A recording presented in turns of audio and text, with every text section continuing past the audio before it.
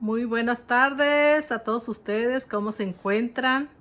Espero que se encuentren muy bien en compañía de toda su familia y pues tómense un momentito para poder estudiar juntos la Biblia. Acuérdense de estos videos, ¿verdad? De que estamos haciéndolos por amor a nuestro Dios y por amor a ustedes también, para conocer cada día más y más a nuestro Creador y Salvador, nuestro Libertador. Así que no te duermas, Virgilio.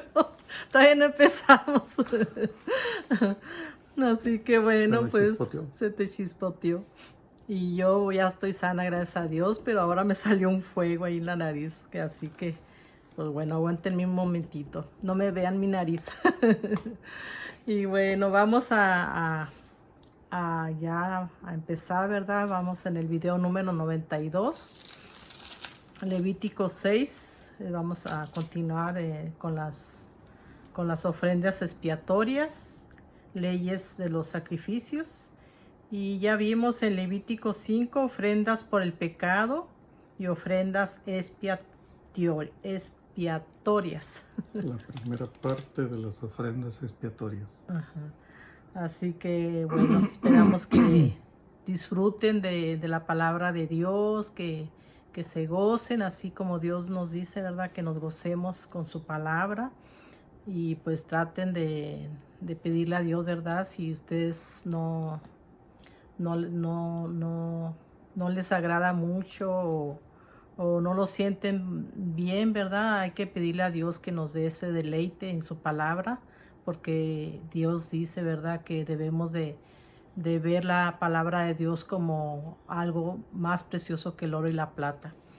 Así que vamos a empezar, ¿verdad? Y pues esperamos que usted esté allí reunida con su familia, que los anime, ¿verdad?, a escuchar la palabra de Dios. Estamos pues buscando la manera de cómo hacer, ¿verdad?, para que podamos entenderla mejor, ¿verdad?, con la ayuda de Dios. Y bueno, también dice Dios en Oseas 6:6, dice, porque misericordia quiero y no sacrificios, y conocimiento de Dios más que los holocaustos. Así que eso es lo que Dios quiere, ¿verdad? Que lo conozcamos a Él y que Él desea más el conocimiento de Él que los sacrificios y los holocaustos. Y bueno, pues empecemos. ¿Cómo estás? Okay. Contento. Gracias a Dios que lo vamos a hacer, porque a veces no podemos hacerlo, ¿verdad? Porque por una cosa por otra no los podemos hacer. Pero oren por nosotros para que podamos seguir adelante, ¿verdad?, con estos videos. Una de las cosas que estábamos diciendo la vez pasada es que el capítulo 4 y el capítulo 5 son continuación uno del otro.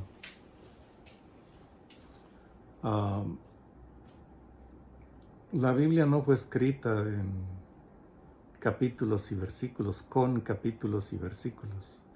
La Biblia fue escrita en un rollo, cada libro fue escrito en un rollo. Por ejemplo, el libro de Génesis fue un rollo que Moisés escribió.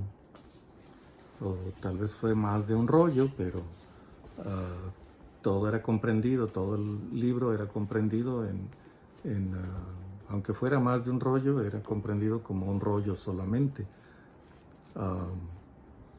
Lo mismo el Éxodo, el Levíticos, los Números, Deuteronomio, todos los libros fueron escritos eran los libros que conocían en aquel tiempo, los rollos, que podían ser de papiro, podían ser en algunos casos de cuero, pero ahí estaban registradas las historias del pueblo de Israel. Entonces no tenían capítulos ni versículos, era solamente de corrido toda la escritura. Entonces simplemente a la hora de leerlo, digamos por párrafos, leían una parte, la aprendían, la estudiaban, otro párrafo, leían otro párrafo y lo estudiaban y lo iban comprendiendo. Por eso cuando leemos el libro aquí el libro de Levíticos, cualquier libro, en algún lugar encontraremos que termina un capítulo, pero el relato no terminó allí, sino que continuó en el siguiente capítulo. Precisamente por eso, porque no tenía divisiones, los libros originales. No tenían ninguna división, no tenían división en cuanto a capítulos y versículos. Tenían división en cuanto a libros. Terminaba un rollo, un libro, y allí era la división. Había párrafos en el libro, pero no había esto que tenemos hoy, las ventajas que tenemos hoy de capítulos y versículos. De esa manera, con capítulos y versículos, podemos ir directamente al lugar donde está alguien dando una explicación. Se nos dice, bueno, vamos al Apocalipsis, capítulo 2, versículo tal. Entonces ya sabemos, inmediatamente vamos al Apocalipsis y leemos lo que se nos está instruyendo leer. ¿Se acuerdan cuando el Señor Jesús fue a la sinagoga o en el momento de empezar su ministerio? Él se levantó a leer y el ministro que estaba a cargo de la sinagoga le dio el rollo del profeta Isaías. Entonces era la costumbre, alguien se levantaba a leer, le daban el rollo y la persona desenrollaba el rollo en la parte que quería leer, y eso fue lo que hizo el Señor Jesús. Desenrolló y buscó, dice ahí la escritura, buscó o encontró el pasaje donde dice el profeta: el Espíritu del Señor está sobre mí, por cuanto no dijo, voy a leer el capítulo tal del libro de Isaías en el verso tal. No, él buscó la parte esa, el párrafo donde se menciona al Mesías. El Espíritu del Señor está sobre mí por cuanto me ha ungido para dar buenas nuevas a los pobres, libertad a los cautivos, vista a los ciegos, etcétera, etcétera. Entonces, por eso es que aquí vemos que el capítulo 4 terminó faltando todavía, pues no sé, una buena parte, la mitad tal vez, de lo que eran las ofrendas por el pecado. Sí, ofrendas por el pecado. Y luego continuamos leyendo el 5, y a mitad ya 3/4 partes del capítulo 5 termina lo relacionado a las ofrendas por el pecado y empieza lo relacionado a las ofrendas expiatorias. Y leemos unos cuantos versículos y termina el capítulo 5, dejando a medias la lectura. Y continúa en el capítulo 6, lo relacionado a las ofrendas expiatorias. Y hacía falta una partecita para terminarlo. Y después viene en el capítulo 6 otro tema que dice leyes de los sacrificios. Entonces ese es otro tema, las leyes relacionadas a los sacrificios. Y de nuevo nos vamos a quedar a la mitad, porque termina el capítulo 6, pero no termina el relato, el contexto de las leyes de los sacrificios. Continúa en el 7. Pero solo acuérdense de eso, ¿no? No había divisiones en aquel tiempo. En la forma en que escribieron no había capítulos ni versículos. Solo la división de un libro al otro. Entonces era más difícil el estudio de las escrituras en aquel tiempo. Tenían que dedicarle tiempo a leer y aprender. Y cuando recibían un rollo, un libro, lo abrían, lo desenrollaban y podían, por haber estudiado concienzudamente y con tiempo, podían encontrar la parte que querían leer. Entonces, es lo que vamos a hacer aquí, continuar con lo de las ofrendas expiatorias, que nos quedamos a la mitad de ese contexto. En el 6 vamos a continuarlas y luego vamos a empezar lo de las leyes de los sacrificios. Entonces, solamente esta aclaración: cuando ustedes vean así que un capítulo termina en medio de un relato, es porque no había una división de capítulos en aquel tiempo. Era continuo, era el continuado, el rollo, desde el principio hasta el fin. Solamente podía haber una diferenciación pequeña entre un párrafo y otro, pero no una división en cuanto a capítulos y segmentos de ese capítulo que eran versículos. Para nosotros es fácil porque nos citan una escritura y en base a lo que nos dijeron podemos ir exactamente al lugar. Y en aquel tiempo pues no había un compendio de las escrituras para cada familia. Solamente las sinagogas tenían esos rollos sagrados. Y las sinagogas empezaron en el exilio, cuando los israelitas fueron llevados al exilio, los judíos más específicamente.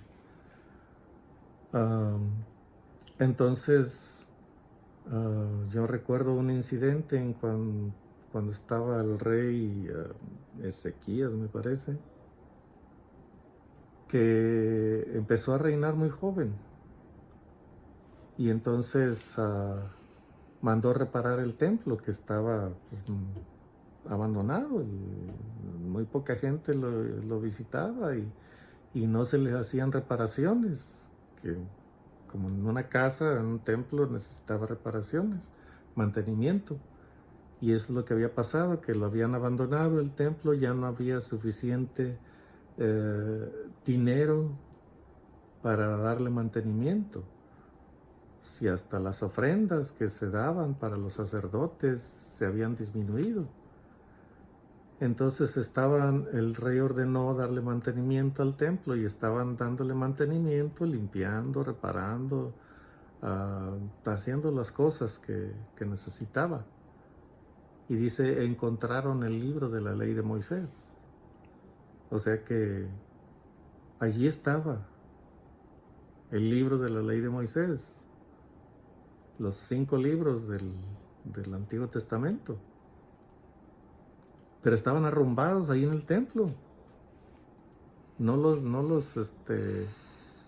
habían dejado de utilizar por un buen tiempo. Cuando le dijeron al rey que había sido encontrado el libro de la ley, entonces lo empezó a leer, o pidió que se lo leyeran, y al estar leyendo acerca de los juicios que Dios iba a dar sobre el pueblo si dejaban de obedecer la ley, el rey se conmovió profundamente. Y entonces consultó a Dios, y entonces pidió la dirección de los levitas, que le explicaran y le hicieran entender lo que la ley estaba diciendo. Y fue a consultar con, creo que era una profetisa en ese tiempo. Entonces le dijeron que sí, que el juicio de Dios iba a caer sobre el pueblo de Israel, pero que por haberse conmovido él por lo que decía la ley, entonces Dios le iba a dar paz en sus días. Pero era lo que había pasado, o sea, se había abandonado la escritura. Por eso es que vivían más en ese momento, en ese específico momento, vivían más por la tradición oral, por la enseñanza oral, lo que le habían enseñado a él el sacerdote que estaba de turno. el que él ya había aprendido, el sacerdote lo había aprendido mucho antes y se lo transmitió al rey. Entonces el rey se conmueve y empieza a hacer una reforma, etcétera, etcétera. Ocurre una reforma religiosa, se limpia el país, hace muchas cosas. ¿Pero por qué? Porque encontró la escritura. ¿Por qué? Porque era escasa la escritura. No todos tenían una escritura. De hecho, realmente eran los sacerdotes los que tenían la escritura, los levitas, y ellos la enseñaban al pueblo por enseñanza oral. Pero las gentes, solamente el que tuviera mucho dinero podía comprar un compendio de las escrituras, una copia de las escrituras. El trabajo de los escribas, el nombre mismo lo dice, ¿no? Escriba. Escribía toda la ley, todo el Antiguo Testamento lo escribía. Era todo su trabajo escribirlo, copiarlo. Entonces, terminado de hacer ese trabajo, hacer una copia casi exacta de la escritura que le habían entregado a él para hacerla, y empezaba de nuevo a escribir otra. Entonces tenían varias copias que entregaban luego a los sacerdotes, a los levitas, porque ellos también crecían en número y necesitaban las escrituras para estudiarlas y explicarlas al pueblo. Entonces, esa era la forma en que se conocía la escritura, por la enseñanza de los levitas. Pero nosotros hoy tenemos el compendio aquí en nuestras manos. En algunos lugares hasta tienen cada miembro de la familia, un libro, una Biblia. Algunos maestros, pastores, estudiosos de la escritura, tienen hasta 3 o 4 versiones o 5 versiones diferentes de las escrituras. O sea, no nos podemos quejar de que no tengamos a nuestro alcance la escritura. Entonces, estudiamos hoy en este libro, pero tenemos que ver el contexto de lo que eran la vida en la antigüedad. Entonces lo que dijimos es que era un solo rollo cada libro, no tenía capítulos ni versículos, era uno solo, y la gente, por estudiarla y conocerla, cuando le daban un rollo, lo abría donde quería leer y estudiar. Entonces, hoy solamente les estamos explicando unas pocas cosas de lo que necesitamos saber para estudiar la escritura y entenderla correctamente. No estamos diciendo que ya nosotros la sabemos de pe a pa, de pasta a pasta. No, sabemos algo, pero no lo sabemos todo. Pero consideramos esas cosas. Hay que estudiar la escritura de acuerdo al contexto en que fue escrita. De lo contrario, si queremos estudiarla de acuerdo a nuestro contexto moderno, no la vamos a entender. Porque hay cosas duras, o sea, que hoy no se pueden entender, que ocurrieron en la antigüedad, pero hoy no podemos entenderlas. ¿Por qué? Porque se nos hace un disparate lo que ocurría en aquellos tiempos. Porque leemos, por ejemplo, la historia de Jefté, que dice: la primera persona que salga a recibirme cuando regrese yo victorioso de la guerra va a ser ofrecida en holocausto a Jehová. Dice uno, bueno, ¿la va a sacrificar a la primera persona que salga como un sacrificio a Dios, un holocausto?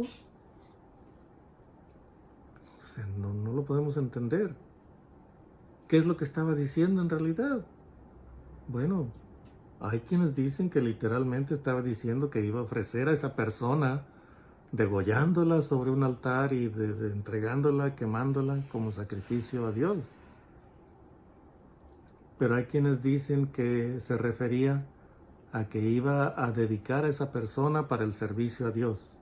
Porque él estaba diciendo, la primera persona que salga de mi casa, no cualquier persona del pueblo donde él vivía, no, de mi casa, la primera persona que salga de mi casa, la voy a ofrecer como ofrenda a Dios. Entonces hay quienes dicen que literalmente se refería a degollarla y matarla y ofrecerla quemándola en un altar. Pero hay quienes dicen que se refería a que esa persona que salía de su casa la iba a dedicar a Dios para el servicio a Dios. Nada más. No para ninguna otra cosa. Esa persona no se iba a dedicar a ninguna otra cosa, sino a servir a Dios. Y cuando el hombre regresó victorioso de la guerra, la primera persona que salió a recibirlo fue su hija, su única hija. Entonces él le dijo, pues lo hice una promesa y ya no voy a poder retractarme. Y la hija estuvo de acuerdo. Entonces, hay quienes dicen, no, pues la iba a matar a ella, a degollarla y ofrecerla en sacrificio. ¿De veras? O sea, ¿en dónde está el entendimiento que Dios le da a un líder, a un libertador, para ser su siervo y trabajar para él en una misión especial? O sea, ¿dónde eras? ¿Acaso no sabía él que ofrecer sacrificios humanos era aborrecible para Dios?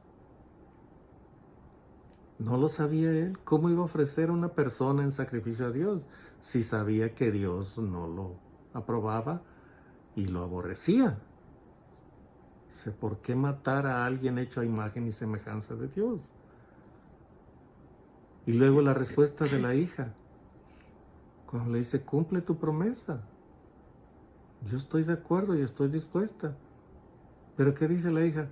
Solo déjame 3 meses ir con mis amigas, dice, a llorar mi virginidad.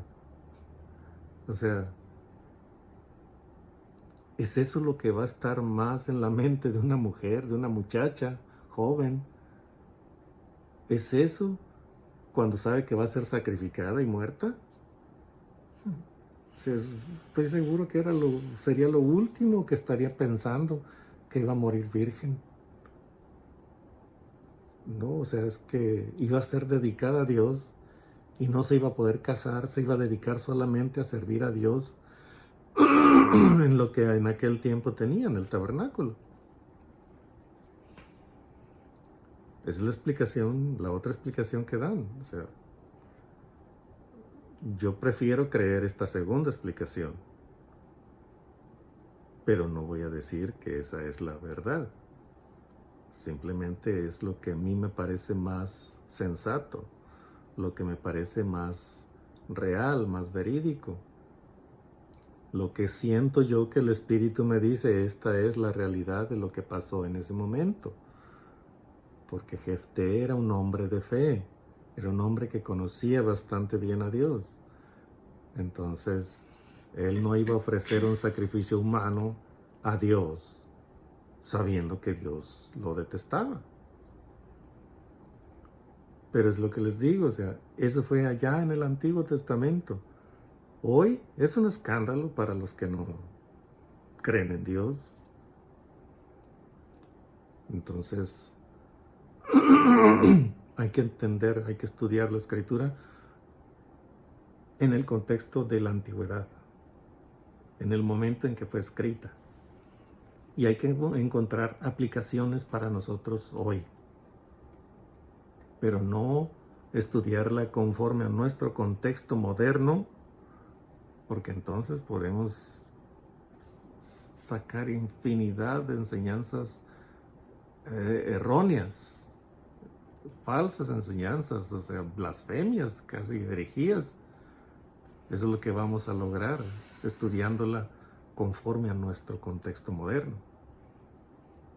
¿No? Es conforme al contexto antiguo y encontrar aplicaciones para nuestro tiempo moderno. Entonces, por eso les digo, o sea, en el Antiguo Testamento no había divisiones de capítulos y versículos, solamente un rollo completo, corrido. Y entonces se agregaron los capítulos y versículos para facilitarnos a nosotros en nuestro tiempo moderno el encontrar la escritura con rapidez, una escritura específica con rapidez. En fin, solo era una aclaración, por eso es que vamos a continuar aquí en las ofrendas expiatorias a la mitad del contexto, del párrafo. Pero empecemos primero pues con oración. Amén. Nuestro Dios y Padre Todopoderoso, Creador de los cielos, Creador de la tierra, Creador de todo lo que vemos, lo visible y lo invisible, el gran Dios que tuvo gran misericordia de nosotros cuando nos creó y cuando caímos en pecado, y que en vez de destruirnos por causa del pecado, decidiste, Padre, tener misericordia de nosotros y rescatarnos a todos aquellos que hemos creído y a los que aún faltan por creer. Gracias pues, Padre, por habernos tenido misericordia, por haberte compadecido de nuestra debilidad y habernos llamado en este tiempo, habernos visto desde aquel enorme distancia en el pasado. Gracias por habernos escogido y llamado y habernos entrenado y habernos enseñado tu palabra. Gracias por habernos hecho parte de tu familia de hijos espirituales, y te pedimos, Padre, que nos sigas ayudando y dándonos más entendimiento de todas las cosas que están escritas aquí en tu palabra. Que podamos, Padre, entender mejor e interpretarla cada vez mejor, y que no nos dejemos llevar por enseñanzas falsas de tantos maestros falsos que hay ahora por todo el mundo. Que nos dejemos llevar por los maestros que enseñan con fidelidad tu palabra, y que sean ellos nuestros guías en medio de toda esta maraña de enseñanzas erróneas, de falsas enseñanzas, de doctrinas que nos dice tu palabra que son doctrinas de demonios, que en su afán por hacer lucro muchos hombres y mujeres han enseñado doctrinas de demonios, y que pues para su propia perdición están enseñándolas, Padre, en diferentes lugares. A nosotros, Padre, danos sabiduría para no caer en ese error. Que no nos dejemos llevar por la ambición en ningún momento, que nunca pensemos en el dinero o en predicar tu palabra pues como si se tratara de un trabajo en el que vamos a recibir dinero. Que la enseñemos y la prediquemos solo por el deseo, Padre, de que más gente conozca tu palabra y que más gente te conozca a ti. Como no sabemos quiénes han de ser salvos, debemos predicar a quienes tengamos la oportunidad de contactar, y que ellos reciban, Padre, tu palabra y ellos respondan conforme a tu voluntad. Porque eres tú el que llama, eres tú el que escoge, eres tú el que hace todo, el que toma la iniciativa en todo momento. Y nosotros solamente somos instrumentos tuyos, Padre, para lograr tus planes, tus propósitos. Si nosotros no hacemos nada, Padre, tú podrás hacer el llamado a aquellos que han de ser salvos a través de otra persona o a través de otros medios, pero tu palabra se ha de cumplir, y si nosotros no somos parte de ella, Padre, pues nosotros pues recibiremos, Padre, la amonestación que tú nos das. Gracias pues por esta oportunidad de conocerte y de presentarte ante otros a través de estos videos, y que pues aquellos que escuchen sean motivados y sean bendecidos, Padre. No es algo difícil lo que estamos haciendo, es algo que tiene que ver solamente con la exposición de tu palabra. No nos profundizamos, no estamos yendo a los términos antiguos del lenguaje, sino solamente a la sencillez de tu palabra. Dirígenos pues, Padre, con tu Espíritu, que seamos cuerdos, Padre, a la hora de hablar, que seamos coherentes a la hora de hablar, y que sepamos enseñar, Padre, con entendimiento tu palabra. Gracias pues por todo. Dirígenos, Padre, en esta lectura, en el nombre de Cristo Jesús. Amén. Amén. Bueno, pues abran su Biblia en Levítico 6. Dice, habló Jehová a Moisés diciendo, cuando una persona pecare e hiciere prevaricación contra Jehová y negare a su prójimo lo encomendado o dejado en su mano, o bien robare o calumniare a su prójimo, o habiendo hallado lo perdido, después lo negare y jurare en falso en alguna de todas aquellas cosas en que suele pecar el hombre, entonces, habiendo pecado y ofendido, restituirá aquello que robó, o el daño de la calumnia, o el depósito que se le encomendó, o lo perdido que halló, o todo aquello sobre que hubiere jurado falsamente, lo restituirá por entero a aquel a quien pertenece, y añadirá a ello la quinta parte en el día de su expiación. Y tengo aquí... Termínalo, Gloria, hasta el 7, okay. verso 7. Y para expiación de su culpa traerá a Jehová un carnero sin defecto de los rebaños, conforme a tu estimación, y lo dará al sacerdote para la expiación. Y el sacerdote hará expiación por él delante de Jehová, y obtendrá perdón de cualquiera de todas las cosas en que suele ofender. Y tengo en Levítico 6:2, donde dice los pecados de prevaricación contra Dios y otros funcionarios. Prevaricación dice que es un delito de abuso de autoridad por parte de jueces. El pecado contra el prójimo es contra Dios también.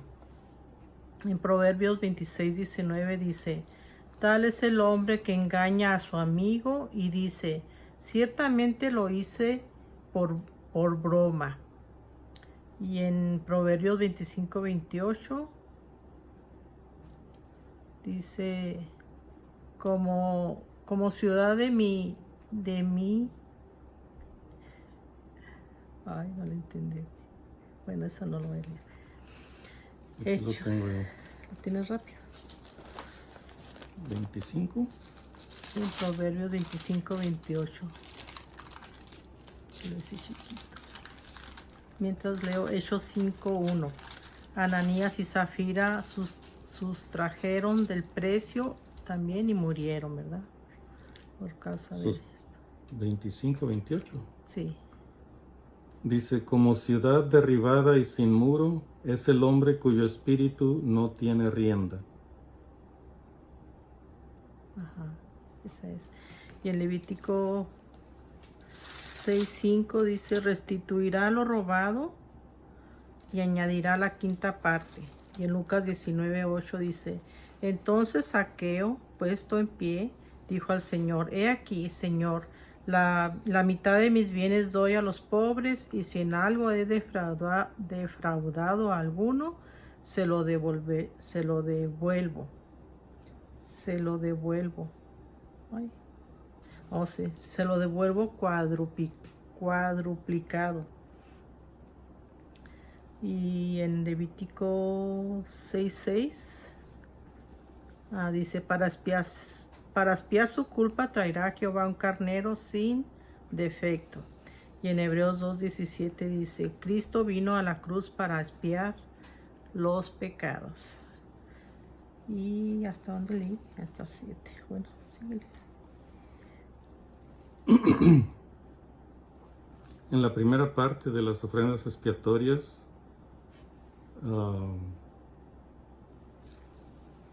Dios da instrucción de cómo es que se va a expiar una falta, un pecado.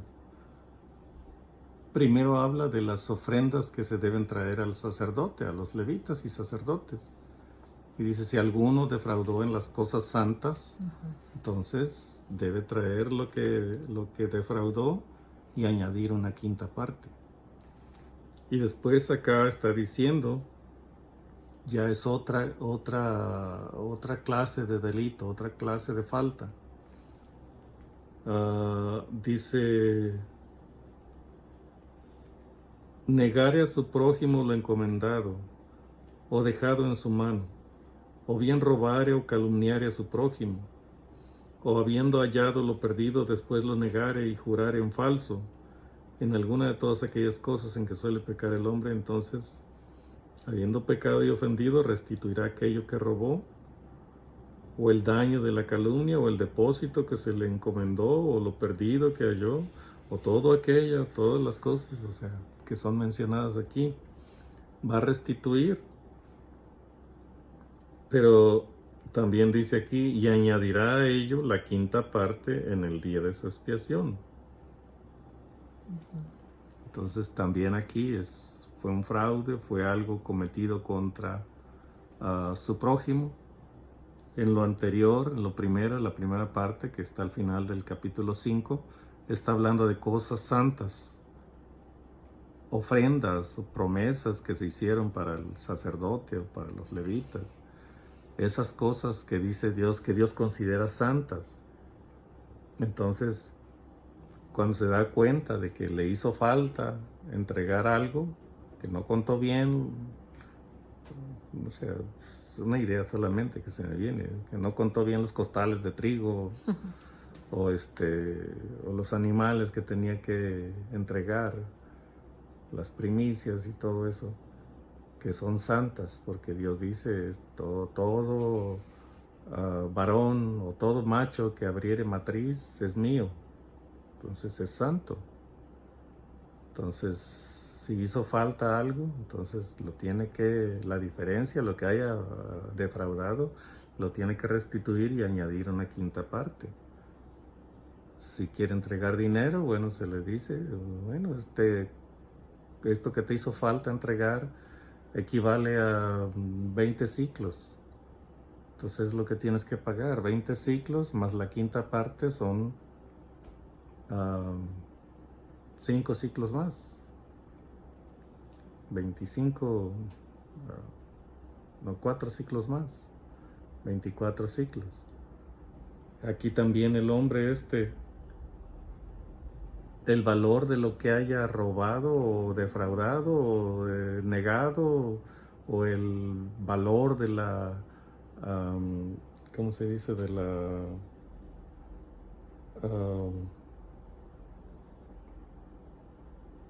¿cómo dice aquí? El valor de la calumnia que hizo. Entonces, se estima, el sacerdote se encargaba de estimar el valor de la cosa que este hombre había defraudado, y dice, no, pues esto vale tanto, y añadir la quinta parte te va a costar tanto, pero aparte tienes que traer un cordero para expiación por tu pecado. Entonces, aparte de la restitución, tenía que traer el cordero para ser perdonado. Y de nuevo la frase al final dice, y el sacerdote hará expiación por él delante de Jehová y obtendrá perdón de cualquiera de todas las cosas en que suele ofender. Y obviamente se refiere a cualquier cosa en que suele ofender un hombre. Entonces, ahí está la manera en que se iba a presentar la ofrenda expiatoria por algún fraude de cosas sobre las cosas santas, o algo que se perdió o se encontró en poder de otra persona y la persona la negó y todo eso, o una calumnia, etc. Entonces, continuando ya aquí, vienen entonces las leyes de los sacrificios. ¿Se acuerdan que les dijimos que fue un paquete de leyes que Dios le entregó al pueblo de Israel? Entre esas leyes están estas, que dicen leyes sobre los sacrificios. Y todas esas se van incluyendo a la constitución política del pueblo de Israel en la antigüedad. Leyes de los sacrificios. En el versículo 8, habló aún Jehová a Moisés diciendo, manda a Aarón y a sus hijos y diles, esta es la ley del holocausto. El holocausto estará sobre el fuego encendido sobre el altar toda la noche, hasta la mañana. El fuego del altar arderá en él. Y el sacerdote se pondrá su vestidura de lino y vestirá calzoncillos de lino sobre su cuerpo. Y cuando el fuego hubiere consumido el holocausto, apartará él las cenizas de sobre el altar y las pondrá junto al altar. Después se quitará sus vestiduras y se pondrá otras ropas y sacará las cenizas fuera del campamento a un lugar limpio. Voy a leer hasta el 15. Y el fuego encendido sobre el altar no se apagará, sino que el sacerdote pondrá en él leña cada mañana y acomodará el holocausto sobre él y quemará sobre él las grosuras de los sacrificios de paz. El fuego arderá continuamente en el altar, no se apagará. Esta es la ley de la ofrenda de los hijos de Aarón delante de Jehová. La ofrecerán. O la ofrecerán los hijos de Aarón delante de Jehová ante el altar. Y tomará de ella un puñado de la flor de harina de la ofrenda y de su aceite y todo el incienso para que está sobre la ofrenda, y lo hará arder sobre el altar por memorial en olor grato a Jehová. Aquí vemos la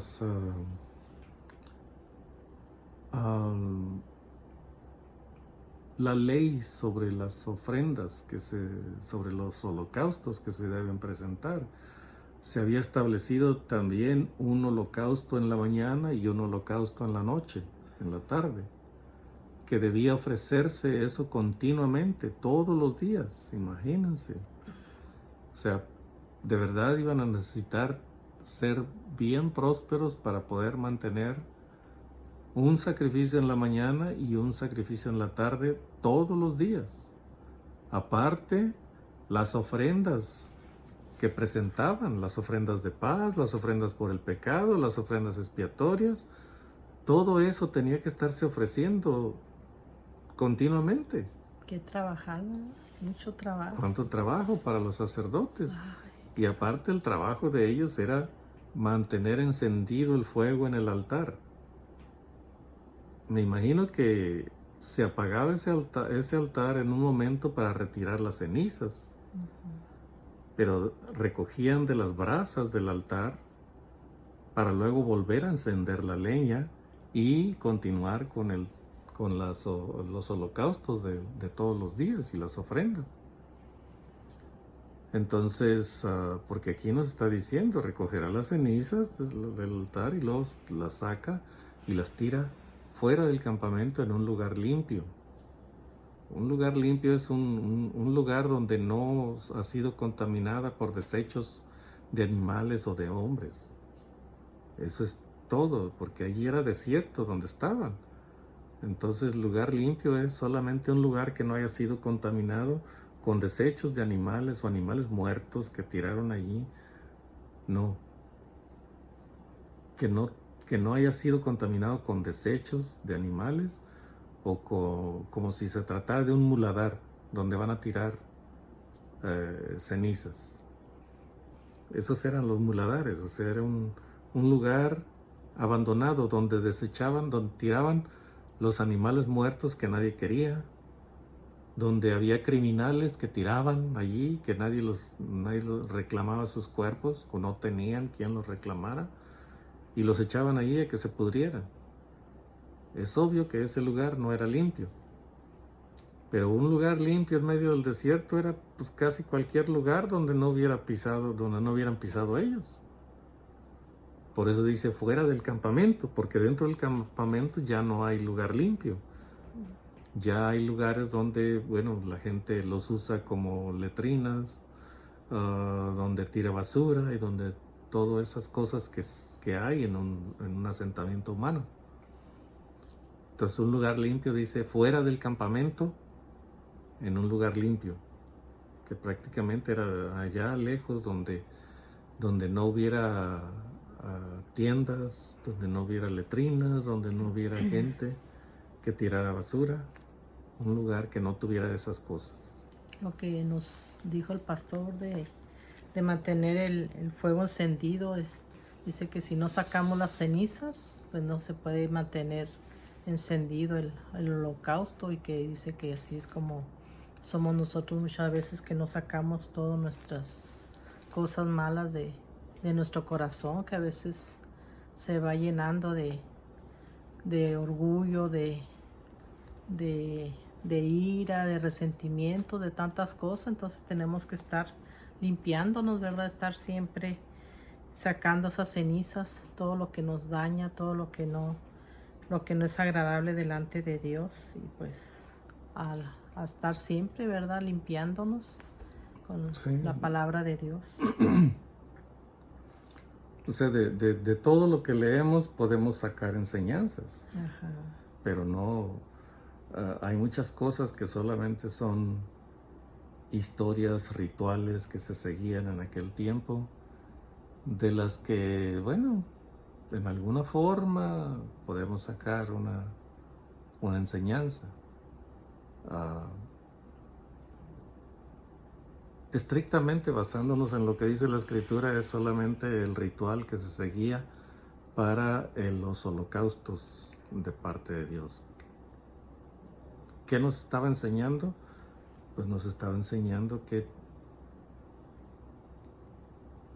prácticamente la vida del pueblo de Israel era estar haciendo sacrificios para Dios, para estar en comunión con Dios. Derramamiento de sangre. ¿Por qué? Porque entendían que la expiación de sus pecados dependía del derramamiento de la sangre de ellos mismos o de un sustituto. Y en este caso era un sustituto, los sacrificios de animales. Entonces, ¿cómo se tenían que sacrificar? Siguiendo el contexto, vamos viendo, nos dice, el sacerdote recibe la ofrenda, la degüella, recoge la sangre, la ofrece en el altar y tira el resto al pie del altar, le quita la grosura a los sacrificios y pone toda la grosura en el altar a que arda. Es manteca. Aunque sea una llamita la que hay allí en medio del altar, va a arder porque la manteca se quema. O sea, la manteca es como un aceite. La grasa del animal, del sacrificio, es como un aceite que ante el fuego se derrite, se derrama, se quema, pues, rápidamente. Entonces, siguiendo estrictamente el contexto, vamos viendo todo esto es la actividad que seguían los sacerdotes, que constantemente estaban derramando la sangre como un sustituto por nuestro propio pecado. La sangre de nuestro Señor Jesús cubre nuestros pecados y los limpia, no nada más los cubre, sino los limpia. En aquel tiempo el sacrificio de animales solamente cubría el pecado y daba una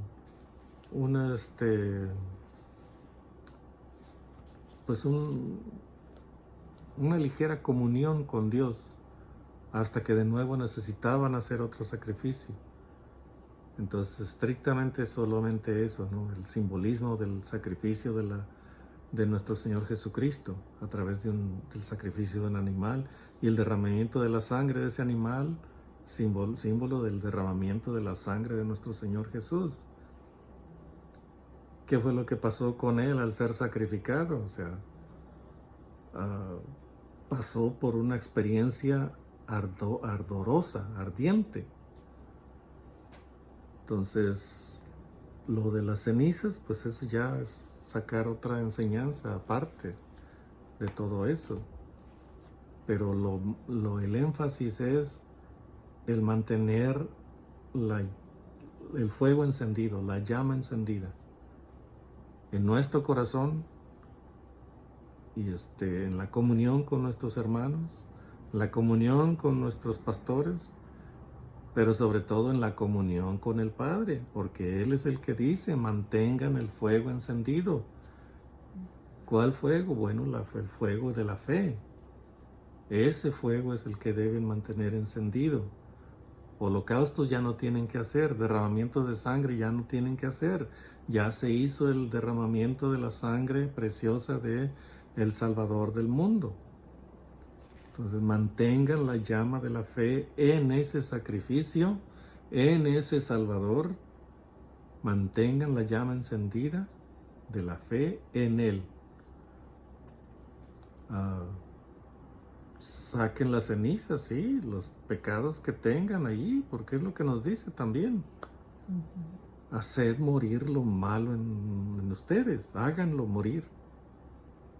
Es lo que dice la Escritura, hagan morir ustedes.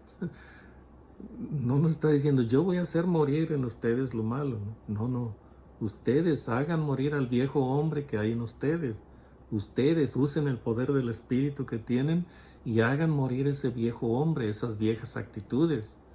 Saquen la ceniza, como decía Gloria y como decía la persona que estaba predicando. El pastor. Saquen esa ceniza, las cenizas de ese hombre muerto. Pero es un trabajo que ustedes tienen que hacer. Por eso les di el poder del Espíritu Santo, para que ustedes puedan hacer morir esas obras de la carne en ustedes. O sea, porque por nosotros mismos no podemos hacer morir esas obras. Las podemos controlar un ratito, pero luego vienen otra vez. Lo que decía San Agustín de Hipona. Dice, yo no puedo evitar, ya se los he dicho, ¿no? En otra ocasión lo mencioné. Yo no puedo evitar que un ave se pose sobre mi cabeza. No lo puedo evitar. Una ave despistada por accidente se para sobre mi cabeza. Pero luego dice, pero sí puedo evitar que hagan nido en ella. Pues claro, no le vamos a permitir a un ave que haga nido sobre nuestra cabeza. Que se pose, bueno, no lo podemos evitar, pero que haga nido, eso sí. Y es así como viene el pecado, como un ave que se posa sobre nuestra cabeza. Acá en la cabeza es donde tenemos las batallas y es donde nos vencen o vencemos. En nuestra cabeza. Es acá donde está el Espíritu trabajando y haciéndonos entender las cosas, para que sepamos cómo defendernos de los ataques del diablo. Entonces, aquí en la cabeza, en la mente, ganamos o perdemos, vencemos o nos vencen.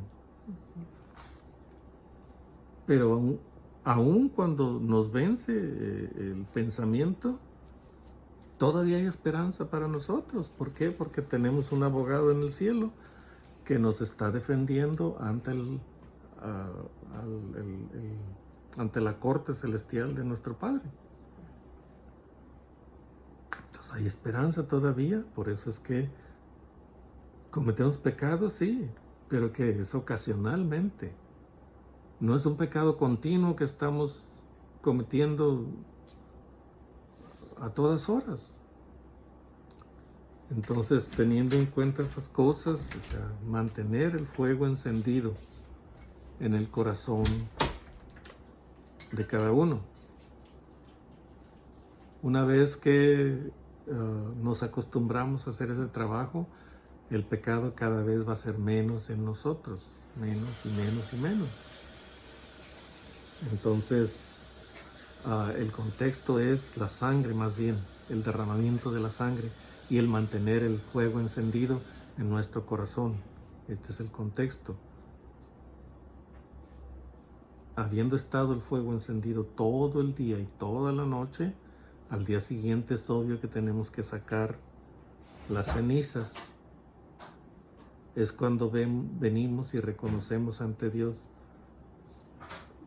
me equivoqué en esto, Padre, pequé en esta forma, perdóname por haber caído en este pecado.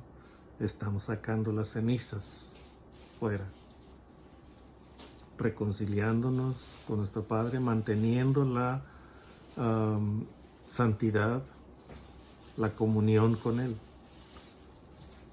Pero si se fijan, ¿no? Hay que traer este sacrificio y hay que hacerlo arder. Y el trabajo de los sacerdotes es no dejar apagar el fuego todo el día y toda la noche. Entonces, continuamos. ¿Dónde te quedaste? En el 15. Aquí. O sea, para continuar de 5 en 5 lo leí hasta el 15. Ok. Me falta leer aquí en Levítico.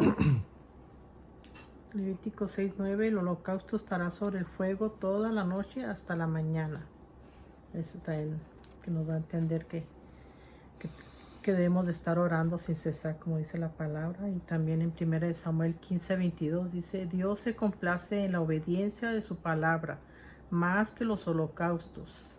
Y en el 23 dice, el pecado de adivinación es la rebelión y la obstinación es idolatría, por desechar la palabra de Dios. Dios también los desechará. Y en Juan 6:29 dice que la obra de Dios es que creamos en Jesucristo. Y en Levítico 6:10, y en Levítico 6:11 dice se quitará, bueno, en el 10 dice que el sacerdote se pondrá su vestidura dice, o sea, con Cristo, ¿verdad? Ahora nos vestimos, ¿verdad? Con la sangre de Cristo, fuimos lavados y vestidos. Y en Levítico 6:11 dice que se quitará sus vestiduras. Los sacerdotes se quitarán sus vestiduras. Y en Efesios 4:22 dice, despojaos del viejo hombre, de los engaños. El 23 dice, renovaos en el espíritu de vuestra mente, o sea, con la boa, ¿verdad? La Biblia, oración y ayuno. El 24 dice, vestidos del nuevo hombre creado según Dios en la justicia y santidad de la verdad, que es la naturaleza de Dios, la identidad en Dios. Y el 25 dice, desechar la mentira. El 26 dice, agradaos pero no pequéis, no se ponga el sol sobre vuestro enojo, ni deis lugar al diablo. El que hurtaba no hurte más, sino trabaje haciendo con sus manos lo que es bueno para que tenga que compartir con el que padece necesidad. Ninguna palabra corrompida salga de vuestra boca, sino la que sea buena para la necesaria edificación, a fin de dar gracia a los oyentes. Y no contristéis al Espíritu Santo de Dios, con el cual fuiste sellados para el día de la redención. Quítense de vosotros toda amargura, enojo, ira, gritería y maledicencia, y toda malicia. Antes sed benignos unos con otros, misericordiosos, perdonándoos unos a otros, como Dios también os perdonó a vosotros en Cristo. Así que eso es que vamos sacando toda basura de nosotros, todo pecado. Y Levítico 6:12-13 dice, el fuego sobre el altar no se apagará. Salmo 119:105 dice, lámpara es a mis pies tu palabra y lumbrera a mi camino. Y primera de Tesalonicenses 5:17 dice, orad sin cesar. Hebreos 1:7 dice, ciertamente de los ángeles, espíritus y a sus ministros llama de fuego. Levítico 6:14-15 dice, ofrenda de alimento en olor grato a Jehová. Hebreos 1:9 dice, has amado la justicia y aborrecido la maldad, por la cual te ungió Dios, el Dios tuyo. El Dios tuyo, dice, con óleo de alegría más que a tus compañeros. Y en 2 Corintios 2:15 dice, para Dios somos grato olor de Cristo. Efesios 5:2 dice, es ofrenda y sacrificio a Dios en olor fragante el andar en amor. Qué hermosa palabra. Así que continuamos en Levítico 6:16, ¿verdad? Uh-huh. Y el sobrante de ella lo comerán Aarón y sus hijos, sin levadura se comerá en lugar santo, en el atrio del tabernáculo de reunión lo comerán. No se cocerá con levadura, la he dado a ellos por su petición, por su porción de mis ofrendas encendidas, es cosa santísima, como el sacrificio por el pecado y como el sacrificio por la culpa. Todos los varones de los hijos de Aarón comerán de ella, estatuto perpetuo será para vuestras generaciones, tocante a las ofrendas encendidas para Jehová. Toda cosa que tocare en ellas será santificada. Habló también Jehová a Moisés diciendo, esta es la ofrenda de Aarón y de sus hijos que ofrecerán a Jehová el día que fueren ungidos. La 10ª parte de un efa de flor de harina, ofrenda perpetua, la mitad a la mañana y a la mitad a la tarde. Síguele.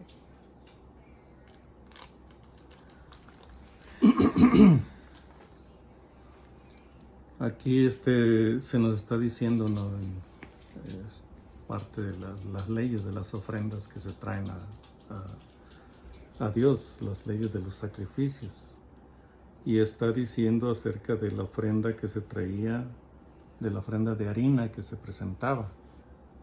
Era la ley que Dios había establecido para la ofrenda de harina. Entonces traen la ofrenda con aceite, la harina con aceite y con un puño de incienso, y el sacerdote toma un puño de la harina mezclada con el aceite y también todo el incienso que trae la ofrenda, y lo presenta y lo hace arder. Pero queda de la harina, queda todavía una cierta cantidad de esa harina. Y esa era la porción de Aarón y de sus hijos. Era para ellos. Ellos se quedaban con esa harina y ellos la podían comer. Y dice allí específicamente, dice que en el atrio la deben comer.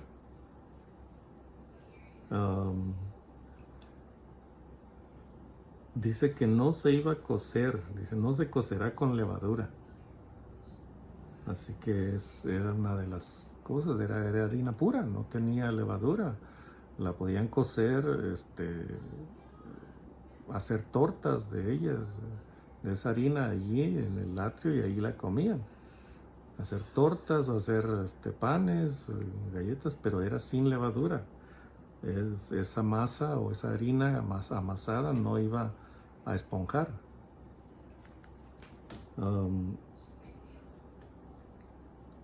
Dice que Dios se las ha dado a ellos, a los sacerdotes. Y dice, es cosa santísima. O sea, ¿por qué era cosa santísima? Porque le pertenecía a Dios. Él la reclamaba. O sea, después de toda la bendición que les había dado, él reclamaba esa porción para él, y él se la entregaba a sus sacerdotes, a los que él había constituido sacerdotes entre el pueblo.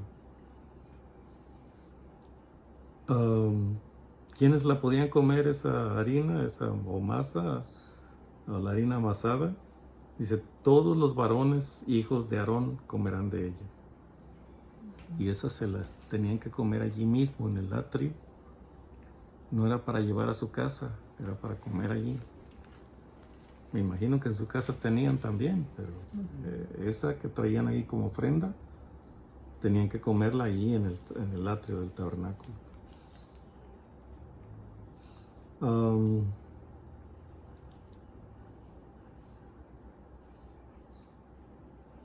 ¿Qué cantidad? Ya se había mencionado antes. Aquí está haciendo un repaso de las leyes que se debían seguir sobre estas ofrendas. ¿Qué cantidad se ofrecía? La 10ª parte de un efa de flor de harina. Y dice, esta es una ofrenda perpetua. Se iba a ofrecer esa ofrenda la mitad a la mañana y la mitad a la tarde. Continuando en el 21 dice, en sartén se preparará con aceite. Frita la traerás, y los pedazos cocidos de la ofrenda ofrecerás en olor grato a Jehová. Y el sacerdote que en lugar de Aarón fuere ungido de entre sus hijos, hará igual ofrenda. Es estatuto perpetuo de Jehová, toda ella será quemada. Toda toda ofrenda de sacerdote será enteramente quemada, no se comerá. Y habló Jehová a Moisés diciendo, habla a Aarón y a sus hijos y diles, esta es la ley del sacrificio expiatorio. En el lugar donde se degüella el holocausto, será degollada la ofrenda por el pecado delante de Jehová. Es cosa santísima. Entonces, son leyes que se tenían que seguir. Honestamente, para mí, o sea, porque no lo viví, porque no lo vi, tengo dificultad para entender una cosa y mantener en la cabeza un procedimiento, un ritual para una cosa y luego otro ritual para otra. Entonces, yo estoy poniendo más atención a lo que es al propósito de esas ofrendas. Tenían que traer pan y presentarlos como ofrendas. Y aquí dice, esta se tiene que quemar por completo, no se va a comer. Entonces, ¿qué pasó con el Señor Jesús? Él era el pan del cielo, el pan que descendió del cielo y que fue sacrificado por nosotros. O sea, fue completamente consumido el Señor Jesús. Sin sangre, quedó sin sangre. Su cuerpo estaba vacío de sangre. Entonces, en esa forma, pues entendemos que fue consumido totalmente como pan del cielo. Y además, pues Él instituyó, ¿no?, la ceremonia de la comunión, en donde comemos un pedazo de pan y tomamos un sorbito de jugo de uva o de vino. Bueno, Él instituyó con vino, pero hoy lo hacemos con jugo de uva.